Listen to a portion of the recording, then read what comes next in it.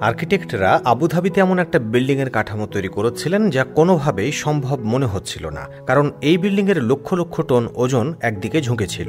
এটি ছিল capital gate building, যা আবুধাবির শেখ খলিফা বিন জায়েদ আল নাহিয়ানের অনুরোধে নির্মিত হয়েছিল। ক্যাপিটাল গেটের ডিজাইন এমন ছিল যে এটি প্রায় পদার্থবিজ্ঞানের নিয়ম ভেঙে দেওয়ার মতো অবস্থা ছিল। এ কারণেই প্রকৌশলীদের ভয় ছিল সেখানে যদি হিসাবের সামান্য গরমিলও হয় তবে এই বিল্ডিং মুহূর্তের মধ্যে ভেঙে পড়তে পারে। সে সময় আবুধাবির শেখ খলিফার পক্ষ থেকে নির্মাণ দলের কাছে একটি নির্দেশনা এলো যে তাদের বিল্ডিংয়ের উপরে একটি হেলিপ্যাডও তৈরি করতে হবে। কিন্তু সমস্যা ছিল যে বিল্ডিংয়ের ওজন আগে থেকেই তার সর্বোচ্চ সীমায় পৌঁছে গিয়েছিল। হেলিপ্যাডের জন্য কোনো জায়গাও রাখা হয়নি, আর প্রকৌশলীদের শেখকে না বলারও সাহস ছিল না। ফলে নির্মাণ দলকে যে কোনো উপায়ে হেলিপ্যাড তৈরি করতে হতো। ক্যাপিটাল গেট এমন একটা বিল্ডিং যার উচ্চতা খুব বেশি না হলেও স্থাপত্যবিদ্যার প্রচলিত নিয়মগুলোকে পুরোপুরি কাঁপিয়ে দিয়েছিল।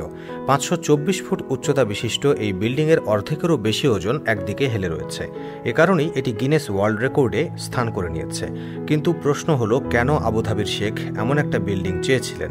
আসলে বিশ্বজুড়ে একের পর এক অনন্য স্থাপত্য শৈলী তৈরির প্রতিযোগিতা শুরু হয়েছিল। এই প্রতিযোগিতায় অংশ নিতে এবং পর্যটকদের আকৃষ্ট করতে 2007 সালে শেখ খলিফা নিজেও মাঠে নেমেছিলেন। তিনি এমন একটা বিল্ডিং বানাতে চেয়েছিলেন যা দেখতে সারা বিশ্ব থেকে মানুষ আসবে।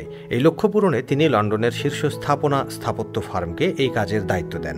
স্থপতিরা দিনরাত পরিশ্রম করে এমন একটা ডিজাইন তৈরি করলেন যা যে কোনো দিক থেকে দেখলে সম্পূর্ণ আলাদা দেখায়। এই ডিজাইন শেখ সুলতান খুব পছন্দ করলেন, কিন্তু এতে একটি বিরাট সমস্যা ছিল। বিল্ডিংয়ের শীর্ষ অংশ এর ভিত্তি থেকে পুরো 108 ফুট সরিয়ে দেওয়া হয়েছিল। এর ফলে প্রচণ্ড বলের মতো সৃষ্টি হতো, যা বিল্ডিংয়ের ভিত্তিকে মাটির ভেতর থেকে তুলে ফেলতে পারত। এই চ্যালেঞ্জ মোকাবেলা করতে ক্যাপিটাল গেট বিল্ডিংয়ের ভিত্তিতে 400টি কংক্রিট পাইলস বা স্তম্ভ বসানোর সিদ্ধান্ত নেওয়া হয়। অর্থাৎ এই বিল্ডিংয়ের সম্পূর্ণ ওজন লোহার মোটা মোটা পাইপ ও কংক্রিটের স্তম্ভগুলোর উপর নির্ভর করবে। যে দিকটিতে বিল্ডিং ঝুঁকবে সেদিকের ভিত্তিতে 200টি পাইলস বসানো হয়, আর বিপরীত দিকে পাইলসগুলোর দৈর্ঘ্য বেশি রাখা হয়। এদের মাটির নিচে বড় বড় শিলা বা পাথরের মধ্যে ড্রিল করে বসানো হয়, যাতে ওজন সমানভাবে বিতরণ করা যায়। এরপর শুরু হয় ভিত্তির কাজ, যার জন্য বিশাল পরিমাণে খনন করা দরকার ছিল। নির্মাণ দল দিন রাত পরিশ্রম করে মাত্র 3 মাসের মধ্যেই এই কাজ সম্পন্ন করে। কিন্তু তখন আরও একটি সমস্যা দেখা দেয়। সাধারণভাবে গগনচুম্বী বা স্কাই স্ক্র্যাপার ভবনগুলোতে একটি কঠিন কেন্দ্রীয় স্তম্ভ বা কোর থাকে, যা পুরোপুরি সোজা উপরে উঠে যায়। কিন্তু ক্যাপিটাল গেটের ক্ষেত্রে যদি এমনই একটি স্তম্ভ তৈরি করা হতো তবে এর বাঁকানো কাঠামোর কারণে সেটি একদিকে বেঁকে যেতে পারত। এই সমস্যার সমাধানে প্রকৌশলীরা একটি বাঁকানো কেন্দ্রীয় স্তম্ভ বা কার্ভড কোর তৈরি করেন, যার চারপাশে ভবনের বাকি অংশ বসানো হয়। এই বিশেষ ধরনের স্তম্ভ তৈরির জন্য 20 মিলিয়ন কেজি স্টিল ও 30 মিলিয়ন কেজি কংক্রিট ব্যবহার করা হয়। কিন্তু আবুধাবির প্রচণ্ড গরমে, যেখানে দিনের তাপমাত্রা 50 ডিগ্রি সেলসিয়াস পর্যন্ত উঠে যায়, সেখানে কংক্রিট দ্রুত শুকিয়ে ফাটল ধরতে পারত। এই সমস্যার সমাধান করতে প্রকৌশলীরা সিদ্ধান্ত নেন যে রাতের বেলা যখন তাপমাত্রা 30 ডিগ্রি সেলসিয়াসের নিচে থাকবে তখনই কংক্রিট ঢালা হবে এবং এতে ঠান্ডা পানি ব্যবহার করা হবে।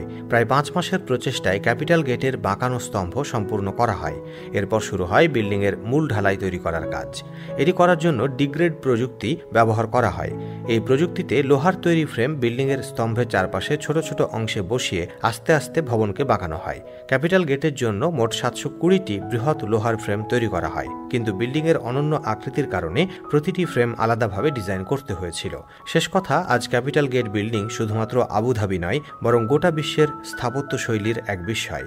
এটি শুধু একটি গগনচুম্বী ভবন নয়, বরং মানবসৃষ্ট এক আশ্চর্য, যা ইঞ্জিনিয়ারিং ও স্থাপত্যবিদ্যার সকল প্রচলিত নিয়মকে চ্যালেঞ্জ জানিয়েছে। ভিডিওটি ভালো লাগলে লাইক দিন, শেয়ার করুন।